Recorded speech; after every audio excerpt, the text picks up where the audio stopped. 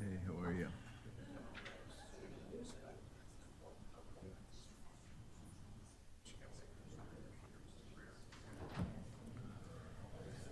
Morning, everyone.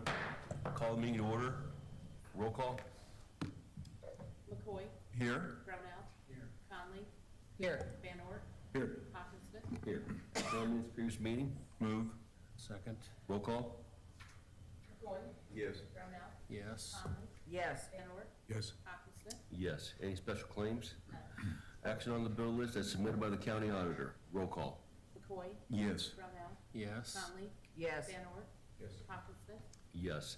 Item number 5 is a proclamation on Direct Support Professional Recognition Week, and Supervisor McCoy is going to read the proclamation this morning.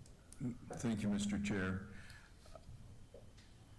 Whereas direct support professionals are dedicated, caring, and skilled at providing quality support and services to individuals who have mental health, intellectual, and other developmental disabilities to ensure they are living full and productive lives. And whereas direct support professionals provide a broad range of individualized support, including employment, meal preparation, bathing, dressing, transportation, and the pursuit of personal interest and relationships.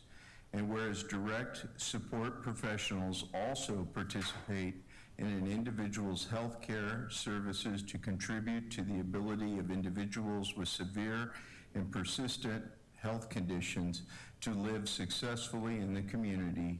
And whereas direct support professionals, when necessary, help transition individuals from acute health care and justice-involved residential settings into community living settings to avoid the cost of institutional care.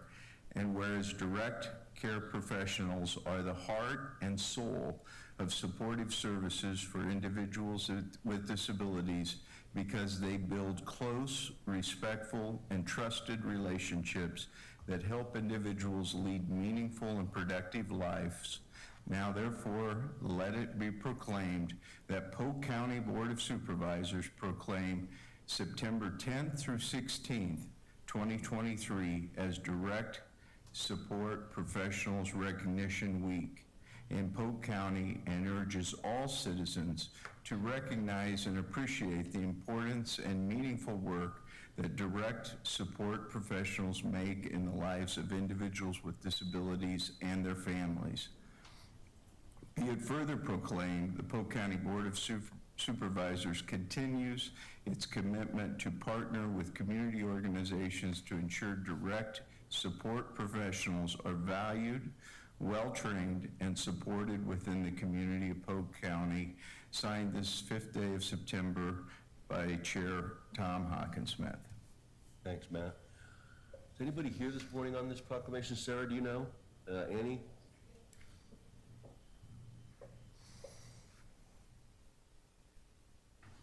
I'm Annie Youth with the Behavioral Health and Disability Department, and I just want to thank you guys for all your support you give to our direct support professionals.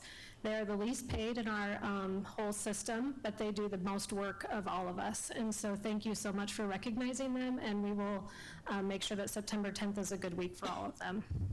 Thank you. Thanks, Annie. Okay, the next item up is a public hearing. Becky? Number 6, resolution approving quitclaim deed to the city of Altoona. Is proof publication on file? Yes. Is anyone here to speak for or against? Anyone here to speak for or against? Seeing none, close the hearing.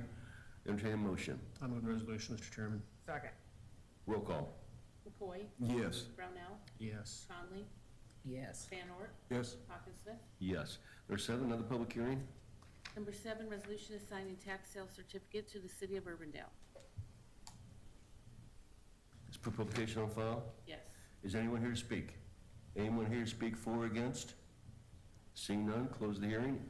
Entertain a motion. Move. Second. Roll call. McCoy? Yes. Brownell? Yes. Conley? Yes. Van Ort? Yes. Hawkinsmith? Yes. Item number 8, under public comments this morning, I know we have a couple different things. We're going to take comments on the airport bonding. But first, before we do that, Keisha Fields from our HR department is going to read a quick proclamation. Good morning, Keisha Fields from HR. I'm going to read the Welcoming Week Proclamation of September 8th to the 17th of 2023. Whereas Welcoming Week, September 8th through 17th of 2023 is an opportunity to celebrate the diversity and inclusivity of our community in Polk County. This annual event promotes the importance of welcoming individuals of all backgrounds and cultures to our community. We are proud to join communities across the country in recognizing Welcoming Week's mission of promoting unity and harmony. And whereas Welcoming Week was originally created by Welcoming America, a nonprofit organization that aims to promote the benefits of welcoming all individuals to our communities. The event started in 2009 and has since grown into a nationwide celebration that brings together people of all backgrounds to foster belonging. And whereas in Polk County, we are committed to embracing and welcoming all individuals, regardless of their race, ethnicity, religion, or background. We believe that a diverse and inclusive community is a strong community. And whereas Polk County is honored to host the free community meal and resource fair on Thursday, September 14th from 6 p.m. to 8 p.m. at the Northwest Community Center. This event is a great opportunity for us to come together as a community and celebrate the diversity of our neighbors. We invite everyone to join us for this special night of food, fun, and conversation. More information about Welcoming Week events taking place throughout Polk County can be found at www.polkcountyiowa.gov. Now therefore be it resolved, the Polk County Board of Supervisors do hereby proclaim September 8th through the 17th of 2023 to be Welcoming Week in Polk County and encourages everyone to join us in celebrating and to continue spreading the message of belonging throughout the year. Signed this 5th day of September by our Chair, Tom Hockensmith. And I want to talk a little bit more about the event. Is our second year hosting the free community meal and resource fair. Last year it was kind of like a soft event. It was on Iowa State game, and I was new to the area, so please forgive me for that. But this year, it's bigger and better, and it's continuing to grow. We'll have representation from departments and offices throughout Polk County, and as well as community partners throughout the community, and we'll have free food, 4 food trucks, so come out, support, and we're partnering this year with the Des Moines Waterworks. They'll be our partner for the event this year. Great, thank you. Okay, also under public comments, if anyone has any other items to bring forward, certainly can. Now would be the time to do it, but I know there's some folks here from the airport want to make a couple comments. We did have a open public board staff discussion about this last week. So I'll hand it over to whoever wants to make comments here this morning from the airport. Anyone else in the crowd? wants to make comments this morning. Good morning. Kevin Foley, Des Moines International Airport Executive Director. And first and foremost, I want to thank you, the Board of Supervisors, for even considering placing a resolution on November's ballot and for the opportunity to provide input to that. The new terminal that serves all of central Iowa, the need for a new terminal has been well documented. When we look at 2023 passenger traffic today, year to date is 3.8% higher than it was in 2019. The pandemic and pilot shortage have created some additional issues where we have larger planes and more of them, and that's good news, but they're condensed into a smaller time frame. Our peak periods are much more congested than they were previously. So design for the first phase of the terminal is well underway. However, inflation and interest rates are continuing to put pressure on the funding that's available to complete that first phase of the terminal. To help relieve interest costs, we're asking the Polk County Board of Supervisors to consider your bonding capacity to bond on behalf of the airport and loan those funds to the airport authority. Polk County has a higher bond rating than the airport does, consequently a lower interest rate. An independent financial study that was presented about a week ago estimated that up to $76 million in savings could be saved in interest cost over the life of these bonds. That same analysis also demonstrated the ample ability of the authority to repay those bonds should you decide to bond on our behalf. With this ask, there is minimal risk to the taxpayers of Polk County with no increase to their property taxes. This plan simply provides the cheapest funding for the airport terminal project at no cost to the taxpayers. So we're here today to ask the Polk County Board of Supervisors to approve a referendum for voter consideration on the November ballot. And I thank you for the opportunity to provide input again. Thank you, appreciate it. Anyone else would like to make comments on the airport this morning?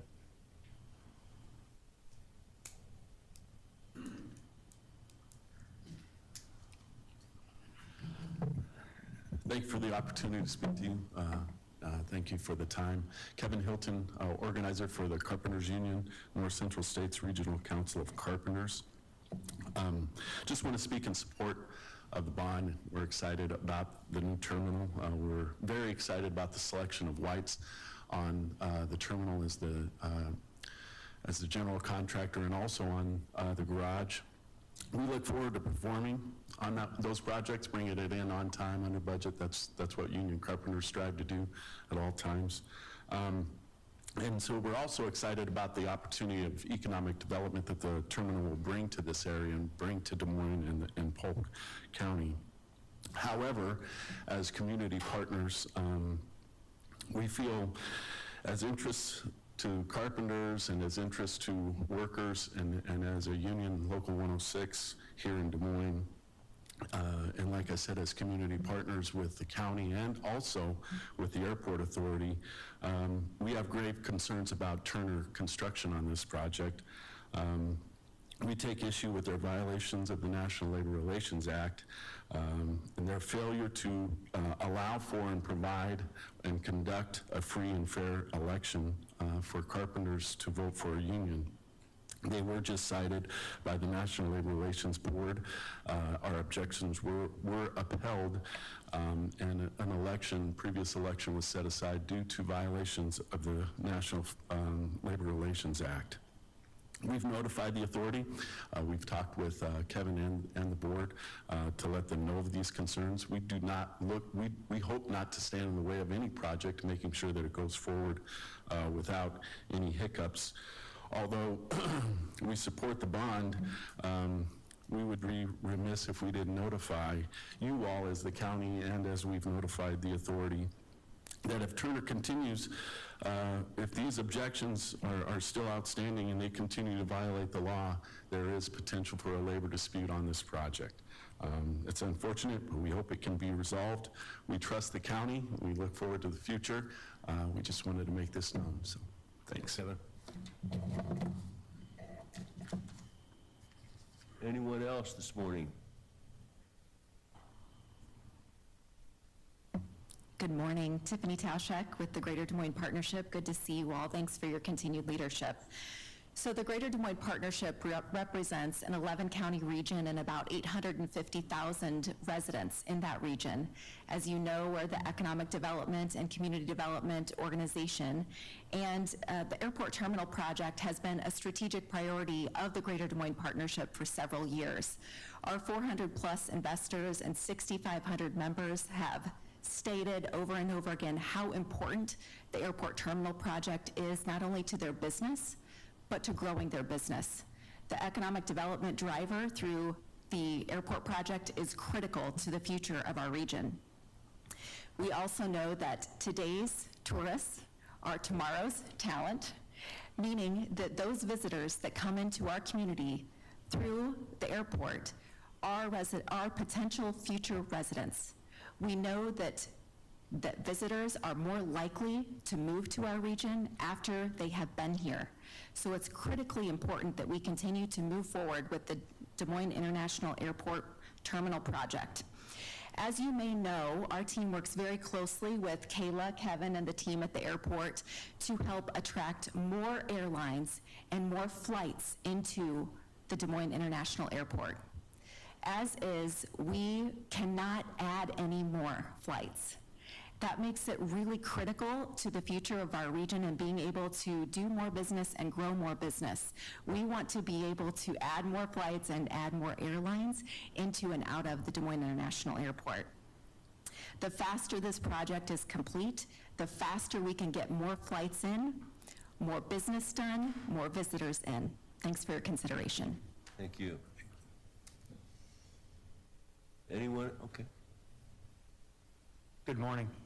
My name is Tom Mahoney. I recently retired from ITA Group about 4 years ago. ITA Group is an employee-owned company in West Des Moines with about 1,000 team members, and I remain as chair of that company. It operates roughly 500 programs a year throughout the world around events. So my perspective is what do travel events look like and feel like. I also served on the board of the Greater Des Moines Partnership, Catch Des Moines, and served on the board of the U.S. Travel Association in Washington, D.C. And so when I think about the importance of the airport, I'm thinking about it as an asset to our community, an asset that produces a return on investment for the citizens of the community. It's been known that an airport is probably in the top 5 assets of any community. Roughly today, 70% of our citizens are using the airport to travel. Data shows that 70% of the citizens will take 1 to 3 trips a year. From a business standpoint, you think about the pandemic and the impact on travel. The business traveler is almost back to pre-pandemic efforts, and it's pretty confident that that'll be restored by the end of next fiscal year. And so we're seeing business traveling again, and it's because face-to-face meetings matter, and it drives more success and productivity when you meet face-to-face. Approximately 42% of companies, major companies in Iowa, are global entities. They're traveling around the world. We are living in a mobile society, and that airport is critical to the ongoing vibrancy of our community. And so I think about hitting it's an easy button to me as it relates to the bond financing process. This will not cost any of the citizens any money. It gives simply the airport an avenue to finance this project in a very responsible manner and allowing it to save over $70 million in interest expense. The airport's going to pay the bond back, and it's going to give us the ability to ensure that our community continues to thrive through visitors, either business or pleasure. So from my perspective, this is our airport collectively. It's our community, and it's our future. Thank you. Thank you. Thanks, Tom. Good morning. Thank you for having me, and it's, I've got about a 30-minute PowerPoint for you. Greg Edwards, Catch Des Moines. You've heard it all, but 3 million people utilize our Des Moines International Airport, including hundreds of thousands of visitors to our metro area that support thousands of jobs, small businesses, and create a strong economy. What's before you today is the best and most prudent way to help finance this much-needed project. It's really important to know it won't increase costs to Polk County taxpayers. It's the lowest cost of capital to complete the Phase 1A project, and the Airport Authority will repay the bonds. Thank you very much. Thank you, Greg. Mr. Chair, member of the supervisors, Jay Christensen, current chair of the Airport Authority. I'm entering my 9th year on the authority, and I'd just like to take the opportunity to assure the taxpayers the 9 years since I began being a member of the authority, the staff, our consultants have worked tirelessly towards this goal of achieving the most efficient delivery of a new terminal for the citizens. And this is one more layer of consideration. On behalf of the other authority members, we appreciate the county's very serious consideration of this, and thank you. Thank you.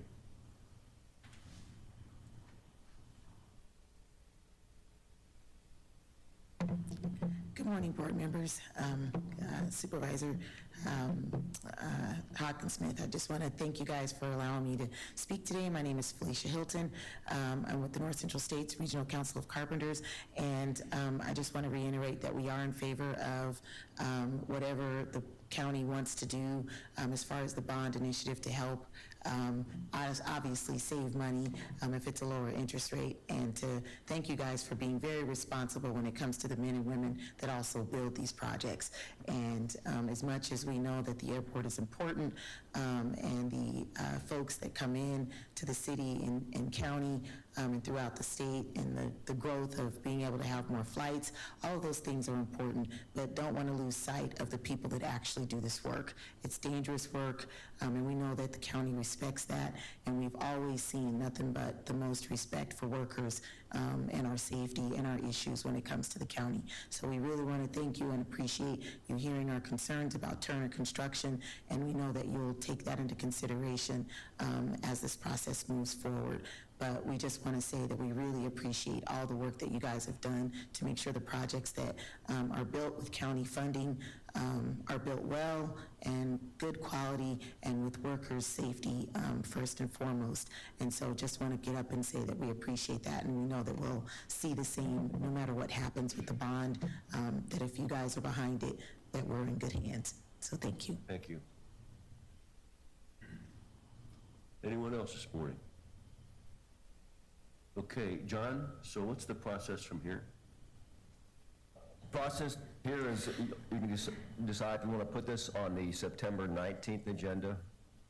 If you do, there'll be a public hearing for a final public hearing before you vote on it, and then you'd have to vote on a resolution to have this put on the November ballot by your next meeting 2 weeks from now to be able to get on the ballot through the auditor's office process. Okay. I just have a quick question, too. Tiffany, you mentioned that you serve 11 counties. Brian, have all the counties participated? I don't have that chart in front of me. No. What Not the 11 that the partnership serves. What counties that touch us have not? Well, it's easier to list the ones that participated, and you're talking about the money that was raised Yes. to go towards the terminal. We had Polk County, obviously, and municipalities of Polk County, and we had some municipalities in Warren County and some in Jasper County. that participated. Did Dallas County participate? Dallas County did not. Okay. And Story County was the other county that we approached that did not. I believe Waukee did participate though, didn't they? Waukee did, yes. So a municipality, sorry, thank you.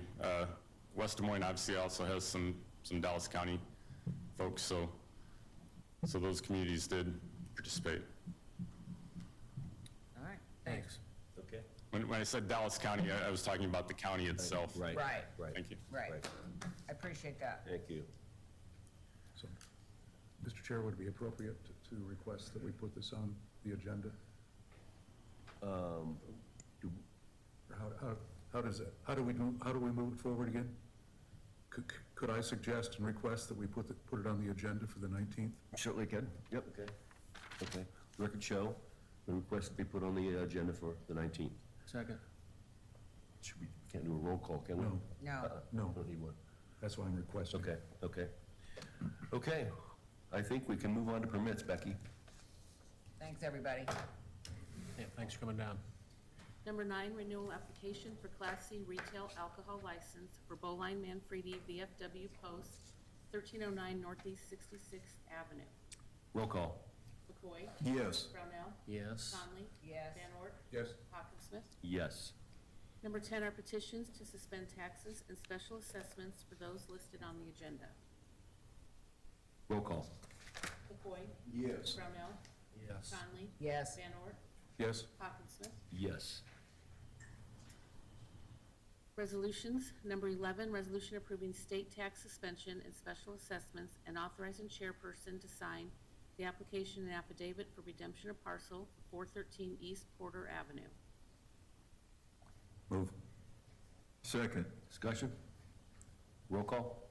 Foy. Yes. Brownell. Yes. Conley. Yes. Van Ort. Yes. Hawkinsmith. Yes. Number 12, resolution approving amendment to agreement for cooperative public service with the City of Des Moines for design and construction of Northeast Broadway Avenue Improvements Project. Number 13, resolution approving Iowa DOT agreement for Iowa 141 Corridor Access Management Plan. Number 14, resolution approving water main connection agreement for property at 5555 Southeast Circle Drive. Number 15, resolution approving climate pollution reduction grant agreement with the U.S. EPA. Number 16, resolution approving donation agreement with City of Clive for Little Walnut Creek Corridor improvements. Number 17, resolution approving donation and naming agreement with City of Clive for the improvements of the Clive Greenbelt. Number 18, resolution approving 2023-2024 host site agreement with Green Iowa AmeriCorps and University of Northern Iowa's Center for Energy and Environmental Education. Number 19, resolution approving final minor subdivision plat of Firestone Plat 1. And move those collectively. Second. I have Discussion? I have a question. On the, number 13, corridor access management plan. I'm reading this resolution where the DOT is giving the management plan to the Public Works to finalize. Is that gonna be a cost of some sort, I would imagine? So if you remember, Bob Rice, Polk County Public Works, so if you remember, we did a study, and I think it specifies in here from 2012, and Right. there's one intersection in particular we're interested in, and that's 121st Street. But we've also been working with the DOT, cities of Granger, Johnston, Grimes, as well as the DOT, and basically finalizing a corridor plan, which basically gets rid of some of the access points.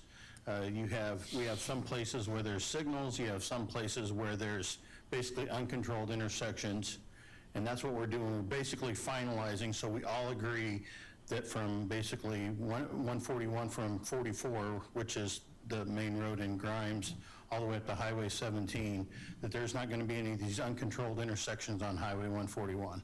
But it says all costs to be funded out of secondary road budget. We don't know So what it is. part of that, we've already discussed earlier with the board, is that project of closing 121st Street. So basically, even now we're just we're basically finalizing the corridor plan with all the governments, but we already had an agreement with the DOT to close 121st Street and move that. That was when everybody got excited about? Right, but that's like 5 years out and such with the DOT, and we'll fund that through our program with the DOT. But basically, what we're doing is just agreeing with all the entities on a corridor plan. Okay. I had a question of the same item, Bob, and Angela asked part of it, but you answered part of it. Does this include the redesign of the interchange that goes to Polk City and all that, so that 121 or 121st Street gets accommodated in their closure? I mean, does that include this? Where we had all the accidents. That's the road they're closing. 121st Street, yeah, that includes that, but as far as side agreements and submittals for other funding, that's separate than that. This is basically just, everybody agrees that we need to get rid of those uncontrolled intersections, and then depending on what jurisdiction you are, we'll work at the different projects on getting rid of those. Right. So in terms, yes, it does include that project of the interchange of 415 and 141, because we hope to improve that moving forward and continue to try to find alternate funding. But this simply here is just stating that we're going to work throughout the whole corridor and all the governments agree. Right. So the other governments have to take action like this? That's correct, yes. The DOT implemented this, and then all the cities and the county will agree to this corridor plan. Right, thank you. Okay, thanks, Bob. Roll call. McCoy? Yes. Brownell? Yes. Conley? Yes. Van Ort? Yes. Hawkinsmith? Yes. Number 20, resolution approving agreement with Fab Rehab to address lead hazard repairs at 1420 Goddard Court. Move the resolution. Second. Discussion? Roll call. McCoy? Yes. Brownell? Yes. Conley? Yes. Van Ort? Yes. Hawkinsmith? Yes. Number 21, resolution approving agreement with Mercy One PHSO. Move. Second. Roll call. McCoy? Yes. Brownell? Yes. Conley? Yes. Van Ort? Yes. Hawkinsmith? Yes. Number 22, resolution approving agreement for restorative justice services. Number 23, resolution approving amendment to agreement with Iowa Department of Health and Human Services for diversion and mediation services. I'll move those. I'll second, but I have a question. Number 22, is this a contract? What's the deal here? Yes, it's a contract. We need somebody, or what? The county attorney is requesting restorative justice services from this individual, some consulting services. As a consultant? Yes.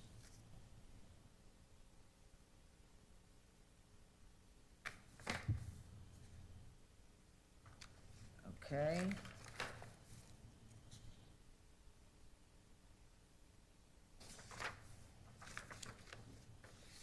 Was there a limit? Didn't look at that. Not to exceed 300 hours.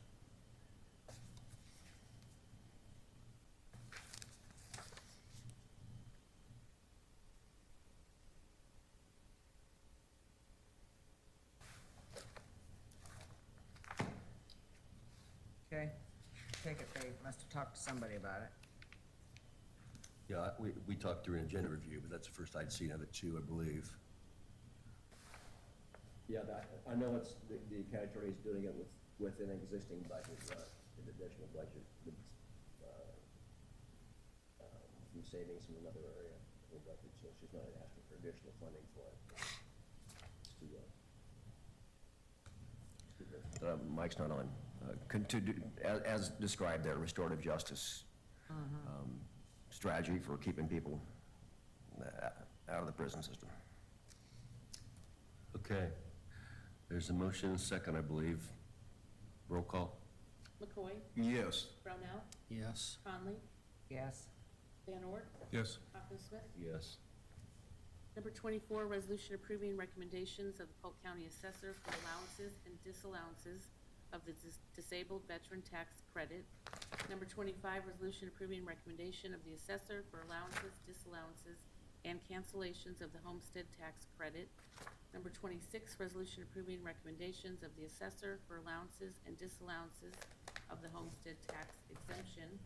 Number 27, resolution approving recommendations of the assessor for allowances, disallowances, and cancellations of the military service tax exemption. Move those resolutions. Second. Discussion? Roll call? McCoy? Yes. Brownell? Yes. Conley? Yes. Van Ort? Yes. Hawkinsmith? Yes. Number 28, resolution approving amendment to the scope of financial services agreement with Piper Sandler and Company. Move. Second. Discussion? Roll call? McCoy? Yes. Brownell? Yes. Conley? Yes. Van Ort? Yes. Hawkinsmith? Yes. Number 29, resolution authorizing the auditor's office to publish notice of public hearing for October 3rd on proposed amendment to the fiscal year 23-24 budget. Move. Second. Roll call? McCoy? Yes. Brownell? Yes. Conley? Yes. Van Ort? Yes. Hawkinsmith? Yes. 30 and 31 are resolutions approving community development grants for Living History Farms Foundation and Orchard Place Foundation. I'll move those resolutions. Second. Roll call? McCoy? Yes. Brownell? Yes. Conley? Yes. Van Ort? Yes. Hawkinsmith? Yes. Number 32, resolution approving agreement to accept community development block grant funding. I'll move the resolution. Second. Discussion? Quite a question or a comment on this, again, maybe. I think Sean did a great job on this. This is something new. When this money gets allocated, John, does the cities have to make an application here for the money, or how does that work exactly? I'll let Sean address that since he's here and he's been working on it.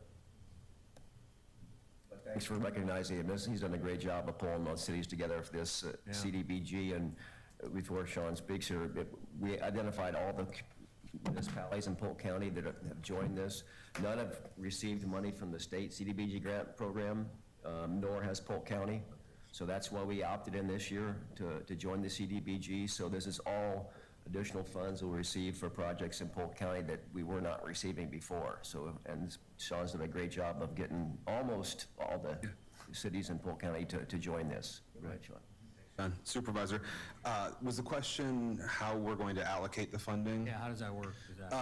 So that'll be the next step. After we ratify these agreements, ratify the resolutions before us, HUD will start working with the county to determine which activities we want to fund and then what our application process is to fund to the cities. So it'll be another conversation with all of you in the coming weeks. There may not be, Bob, as I understand it, any city might not get any funding. We might use all of that if we're allowed to go to, like, say, the resource center, the sobering center, if we can. Some cities may get a small chunk. Right. They've never had this money before, but as I understand it, we may use it all. Exactly. So the question we have with HUD right now is there are 9 municipalities that'll be eligible for the funding, and then the county is eligible for it as well. Can we have a county-wide project that we fund the first year and then for future years break it down to all the cities as well? The good thing about this program is it's a multi-year program. So once we ratify this, we will have $700,000 plus every year for the next 3 years. And then unless Ankeny decides to get involved and have their own program, which their resolution says that they won't ever do that, hopefully we'll have this program permanently. Great. Thanks so much. Anything else? Thanks, Sean. Thanks. I know you all talk to these cities a lot more than I do, so please thank the mayors, thank the city attorneys, thank the city councils. To have 9 municipalities get an agreement, to get a city council resolution and everything done in the last 5 weeks was a huge lift. So thank you for helping with that, and thank you to all of those involved as well. We have the Clive City Manager here right now. Thanks, Matt. So what's great is if we were to do the, let's say, the Sobering Resource Center, that is an activity that, you know, serves all of Polk County. It's a great service for all residents. Right. I think as long as we are allocating money towards a project like that, that is more countywide in impact, then I think that's not a problem. Yeah, that's what, So I think that's, we'd have to do most of that. our things are that way, of course, Yeah. because we're the county. But yeah, that makes some sense. Sure. Okay. Did we vote on this? You guys lost me here. No. Oh, roll call. McCoy? Yes. Brownell? Yes. Conley? Yes. Van Ort? Yes. Hawkinsmith? Yes. Number 33, resolution approving community betterment grant awards. Move it. Second. Roll call. McCoy? Yes. Brownell? Yes. Conley? Yes. Van Ort? Yes. Hawkinsmith? Yes. Communications? Number 34, notice that the Board of Supervisors will convene as a canvassing board on September 19th to canvass votes cast for Madrid Community School District special election held September 12th. Receive and file. Number 35, request for abatement of taxes on property at 1,000 Wade Street. Refer the assessor, the treasurer, and the county attorney. Number 36 and 37 are notices of appraisement of damages and time for appeal in the matter of the condemnation of certain rights in land for the lower 4 Mile Creek Greenway and the Southeast Connector, Southeast 30th Street to U.S. Highway 65 project. Refer to the treasurer and county attorney. Number 38, City of Altoona meeting notice regarding Adventureland Drive Northwest widening and reconstruction project. 39 and 40 are City of Bondurant and Elkhart Urban Renewal Area Amendment notices of public hearings. Number 41, notice of consultation meeting concerning proposed amendment number 1 to the second amended and restated Northwest Market Center Urban Renewal Plan for the City of Urbandale. Number 42, City Development Board notice of meeting in the City of Des Moines voluntary annexation within the urbanized areas of Urbandale and Johnston. Refer to Public Works and the county attorney. Budget actions. None. Memorandum of appointments. I'll move the appointment list. Second. Roll call. McCoy? Yes. Brownell? Yes. Conley? Yes. Van Ort? Yes. Hawkinsmith? Yes. Saturday, anything tomorrow? John? Okay, okay. Anything, board members? Entertain a motion to adjourn. Second. Roll call. Yes. Yes. Conley? Yes. Van Ort? Yes. Hawkinsmith? Yes. Thanks, everybody.